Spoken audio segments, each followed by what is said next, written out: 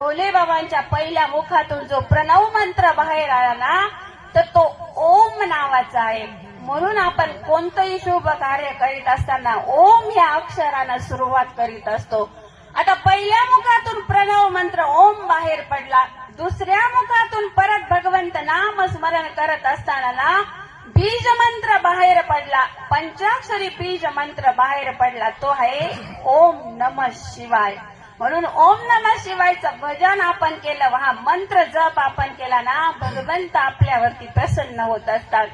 आता परत भोले बाबा नामस्मरणाला बसले आणि भोले बाबांच्या तिसऱ्या मुखातून ना तिसरा मंत्र बाहेर पडला, गायत्री मंत्र बाहेर पडला. शिव महापुराणात सुंदर उल्लेख आलेला आहे. हा गायत्री मंत्र जर आपण जपला, ओम भूर्भुवस्सः तत्सवितुर्वरेण्यं भर्गो देवस्य धीमहि धियो यो नः प्रचोदयात्, ती गायत्री माता आपल्यावरती प्रसन्न होत असते.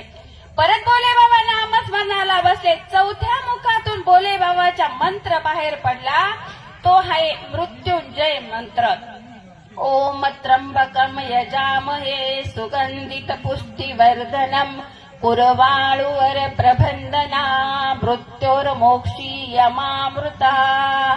हा चौथा मंत्र, हा मृत्युंजय मंत्र भोले बाबांच्या मुखातून बाहेर पडला आणि हा 1.25 लाख वेळा जर आपण हा मृत्युंजय मंत्र जप केला ना, याचा आपल्या घरामध्ये जर काही दुर्घटना घडणार असेल, अपघाती कोणी जाणार असेल, अपघाती कोणाचा मृत्यू होणार असेल, हा मृत्युंजय मंत्र आपण जेव्हा जपतो ना, तेव्हा ती दुर्घटना आपल्या घरातली टळल्या जात असते. आता 5वा मंत्र भोले बाबांच्या मुखातून बाहेर पडला. हा 5वा मंत्र जो आहे चिंतामणी मंत्र. या सगळ्या मंत्रांपेक्षा हा 5वा चिंतामणी जो मंत्र आहे ना, हा सगळ्यात प्रभावशाली आहे.